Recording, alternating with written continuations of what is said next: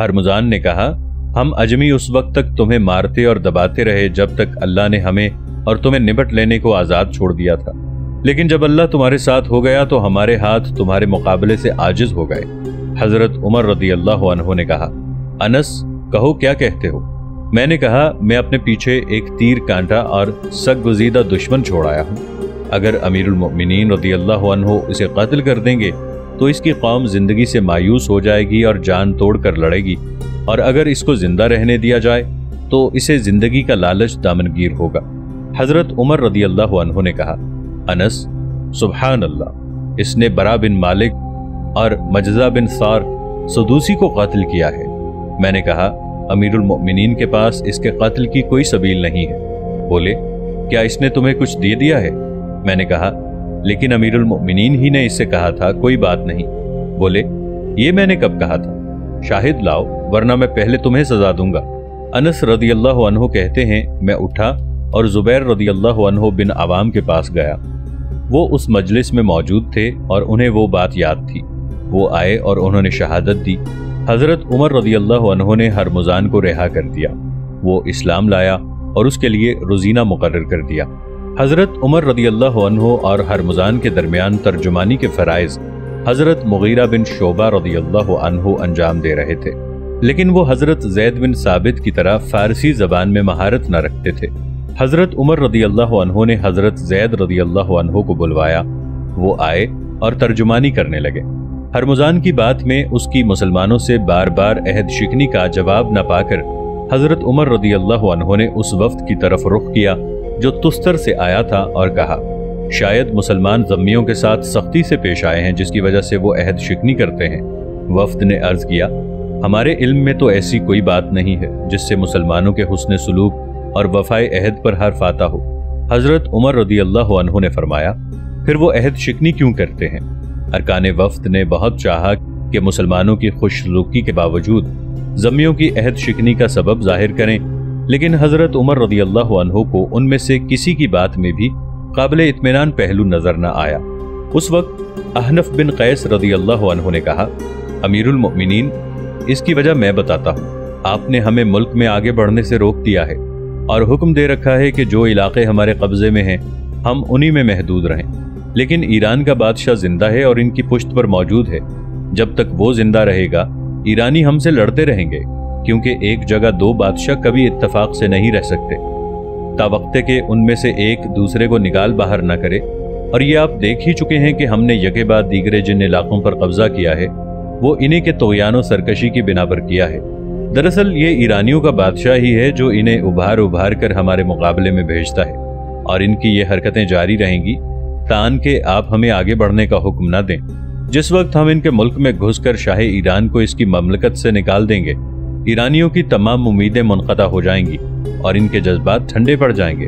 हजरत उमर रदी अल्लाह अन्हु ने सब्र सुकून के साथ अहनफ की तौजीहात सुनी, फिर बड़ी देर तक सर झुकाए कुछ सोचते रहे। इसके बाद फरमाया, बखुदा तुमने सच कहा और शरह तफसीर का हक अदा कर दिया। हरमुजान को जब अहनफ रदी अल्लाह अन्हु की तकरीर का मतलब मालूम हुआ तो उसने भी तायीद की, जिसकी वजह से हजरत उमर रदी अल्लाह अन्हु को उस पर और भी एतमाद इत्मीनान हो गया। इसके बाद खबरें पहुंची कि अहले नहावंद मुसलमानों से लड़ने के लिए जमा हुए हैं। अब अमीरुल मोमिनीन रदी अल्लाह अन्हु के लिए इस तकरीर की सदाकत में शुबे की कोई गुंजाइश बाकी न रही और वो तरद्दुद व कशमकश की हालत से निकल गए। उन्होंने समझ लिया कि फतुहात को इराक की हुदूद से आगे न बढ़ने देना नामुमकिन हो गया है और वाक़यात उन्हें तवानो करहन उनकी सियासत से हटाकर ईरानी फतुहात में तौसी की तरफ ले जा रहे हैं, ताआन के यज़दगर्द को सरजमीन ईरान ही से निकाल दिया जाए। चुनाचे उन्होंने मुसलमानों को अर्ज़े ईरान में बढ़ने और ईरानियों से लड़ने के लिए कील कांटे से लैस होने का हुक्म दे दिया। हरमुजान ने मदीने में इकामत इख्तियार कर ली और इस्लाम की बेहतरीन खिदमत अंजाम देता रहा। वो हर वक्त हज़रत उमर रदी अल्लाह अन्हु के साथ रहता और उन्हें मशवरा देने में भी बुख़ल से काम न लेता। लेकिन जब हज़रत उमर रदी अल्लाह अन्हु शहीद किए गए तो हरमुजान पर उनके कत्ल की साजिश में शरीक होने का इल्ज़ाम लगाया गया। عبیداللہ بن عمر رضی اللہ عنہ کو اس بات کا یقین ہو گیا اور انہوں نے ہرمزان اور اس کے ساتھ جفینہ کو قتل کر دیا۔ اس کی تفصیل آگے آئے گی جہاں ہم اس کے نتائج پر تبصرہ کریں گے۔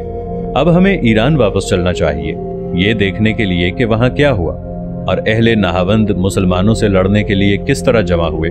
پھر ہمیں اس پر بھی نگاہ ڈالنی ہے کہ حضرت عمر رضی اللہ عنہ نے اپنی نئی سیاست، فتوحات کی توسیع کی سیاست کس طرح مرتب فرمائی، جس کے نتیجے میں پورے ایران اور پورے مصر پر ان کا قبضہ ہو گیا۔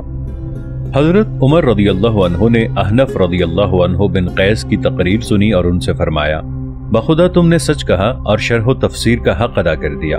اور اس کے بعد جب نہاوند کی خبریں پہنچی تو ذہن فاروقی میں شک و تردد کے لیے کوئی گنجائش باقی نہ رہی۔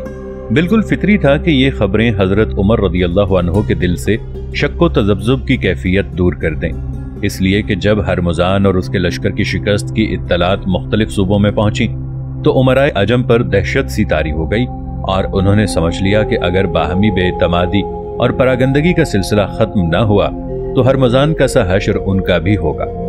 انہوں نے ایک دوسرے کو خط لکھے اور ایلچی بھیجی کہ ان حملہ آوروں کے خلاف ہمیں متحد ہو جانا چاہیے، جو آج سے چند سال پہلے تک ایران کی قوت و سطوت کے کاسا لیس تھے اور ان میں سے کسی کی جرت نہ تھی کہ اس کی ہیبت کے سامنے آنکھ اٹھا سکتا، لیکن آج وہ ایرانیوں کے گھروں میں گھس کر لڑ رہے ہیں۔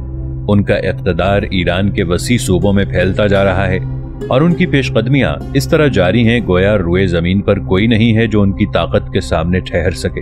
سب سے پہلے جو قدم ان امرا نے متفقہ طور پر اٹھایا وہ یہ تھا کہ اس تحریک کی قیادت کے لیے یزدگرد کو خط لکھا تاکہ عوام ان کے جھنڈے تلے جمع ہو جائیں۔ کسرا ایران کا سرنامہ، اس کے مجدد الشرف کا وارث اور اس کے نظام کا مرکزی نقطہ تھا۔ ملک کے مختلف گوشوں میں عوام اس کی اطاعت کا دم بھرتے تھے اور ایران کا کوئی چھوٹا بڑا اس کے حکم سے سرتابی نہ کرتا تھا۔ مدائن سے فرار ہونے کے بعد یزدگرد ایران کے مختلف دارالسلطنتوں میں مارا مارا پھر رہا تھا۔ حوادث نے اسے حلوان سے ری پہنچایا، وہاں سے وہ اصفہان بھاگا، اصفہان سے استخر اور استخر سے مرو۔ اس دوران میں مسلمانوں کی خبریں اس کی پریشانیوں کو اور بڑھاتی رہیں، لیکن امرائے عجم کا خط اسے ملا اور اس خط میں اس نے دشمن کے خلاف ان کا جذبہ غیرت و اتحاد دیکھا تو اس میں جوانی کی ایک لہر اٹھی جس نے اس کی مایوسی کو امید اور بے چینی کو اطمینان سے بدل دیا۔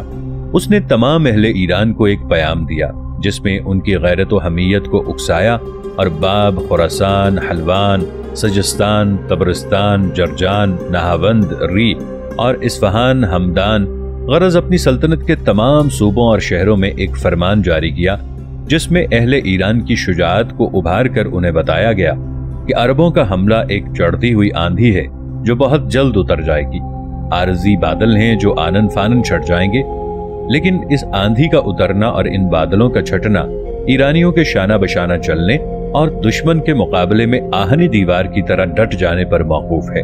اگر وہ ثابت قدم رہے تو اس کو اپنے ملک سے نکال دیں گے اور وہ ناکام و دل شکستہ ان کے کارناموں کو دہراتا ہوا الٹے پاؤں واپس ہو جائے گا۔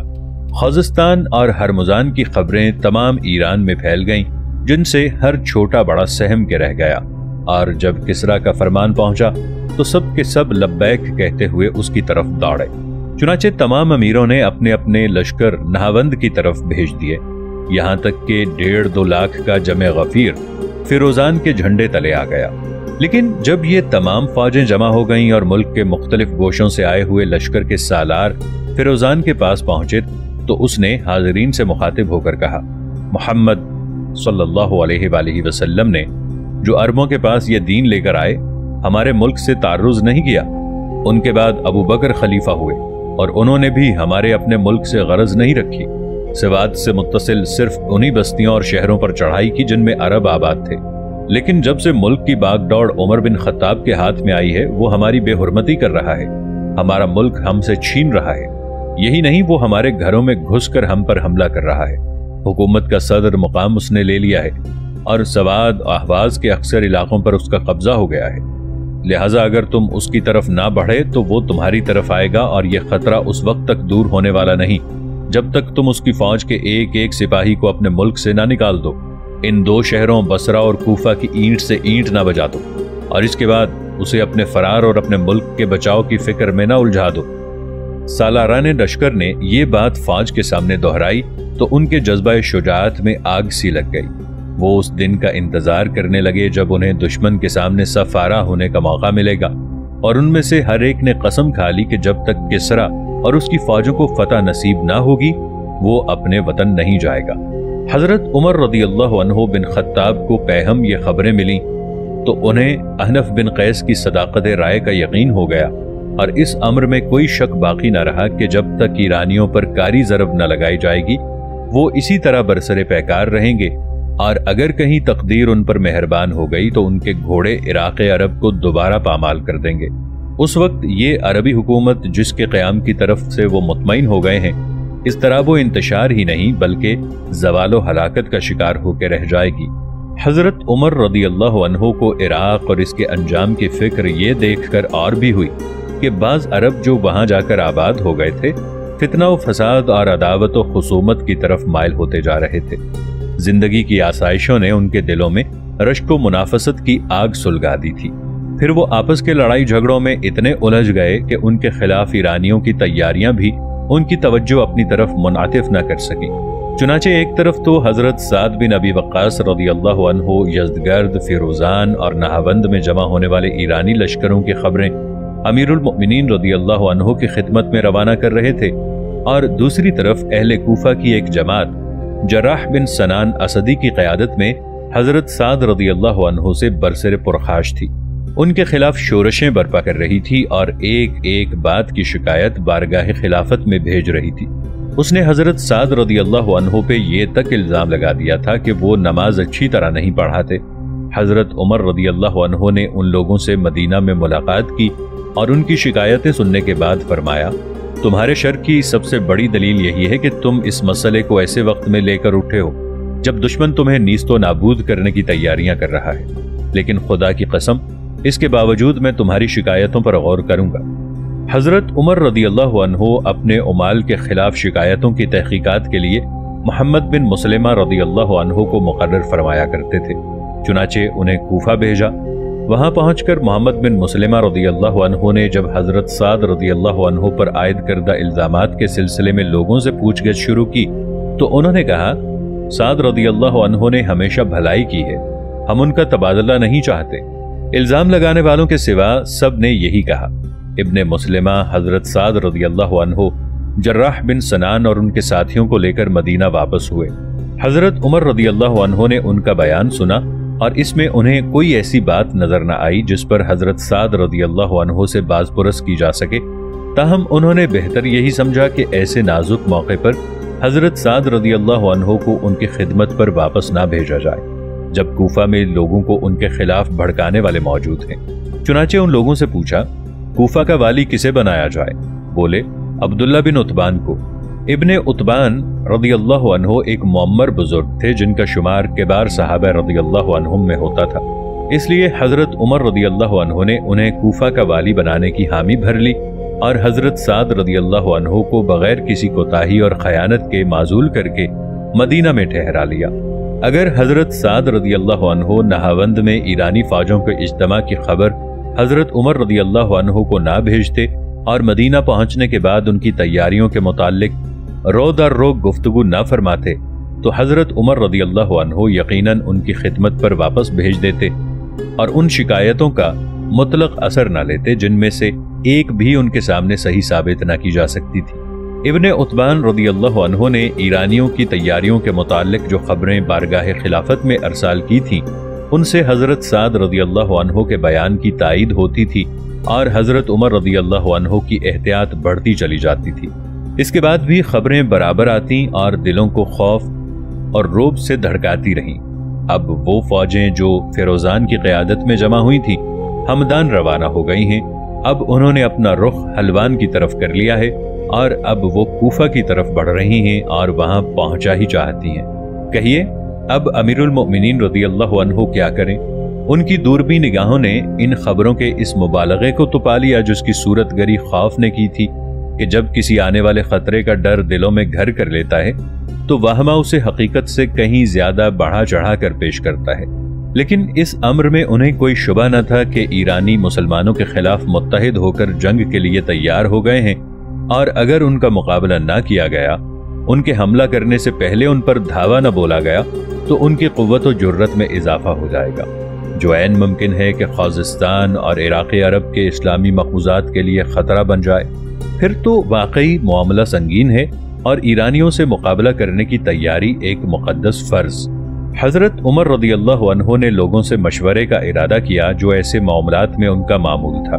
मुनादी ने ऐलान किया, लोगों नमाज के लिए जमा हो जाओ। जब तमाम मुसलमान मस्जिद में पहुंच गए तो हज़रत उमर रज़ियल्लाहु अन्हु मिंबर पर खड़े हुए और ईरानी फ़ौजों के इज्तमा, उनके तैयारियों और कसरत तादाद के मुतालिक जो इत्तलात उनके उमाल ने भेजी थी, उन्हें हाज़रीन के सामने दोहरा कर फरमाया, अगर आज के बाद कल का दिन आया तो मैंने एक इरादा किया है, सुनो और मुख्तसर जवाब दो।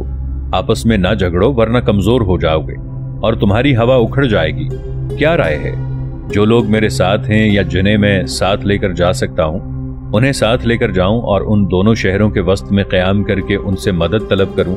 इसके बाद उनका मुआविन बनकर बैठूं, यहां तक कि अल्लाह ताला मेरी ख्वाहिश के मुताबिक उन्हें कामयाब व ज़फ़रमंद कर दे।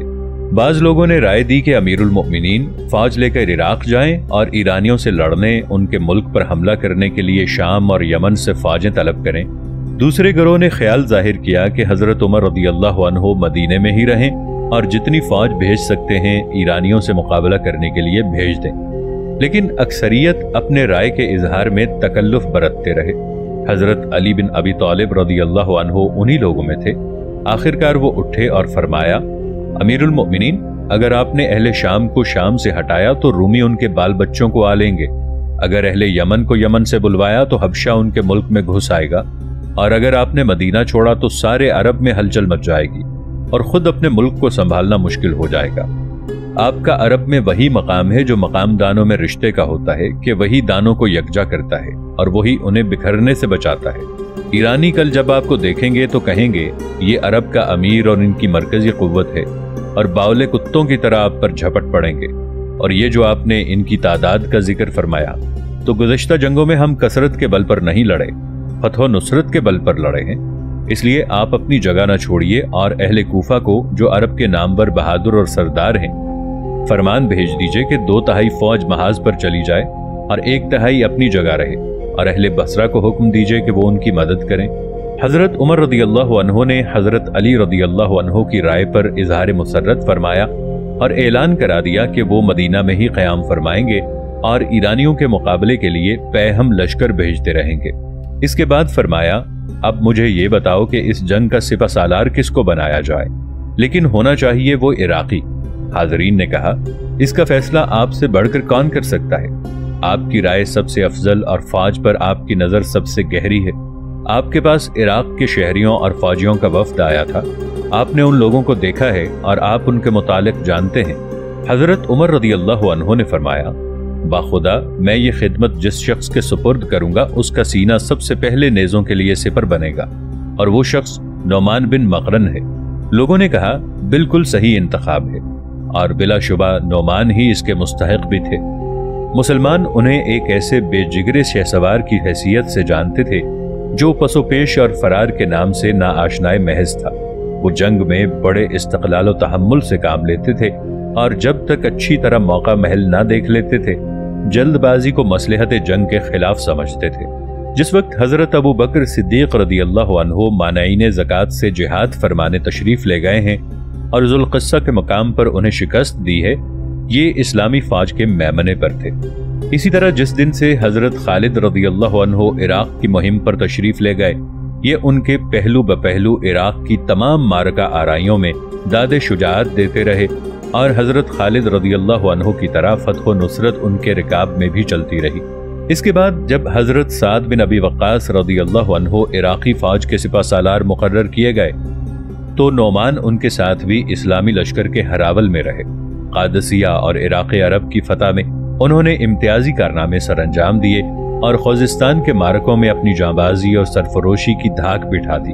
कहा जाता है कि ये कसकर के आमिल थे कि उन्होंने हजरत उमर रज़ियल्लाहु अन्हु की खिदमत में एक शिकायती खत लिखा کہ حضرت سعد بن ابی وقاص رضی اللہ عنہ ان سے خراج جمع کرنے کی خدمت لینا چاہتے ہیں، لیکن انہیں جہاد پسند ہے۔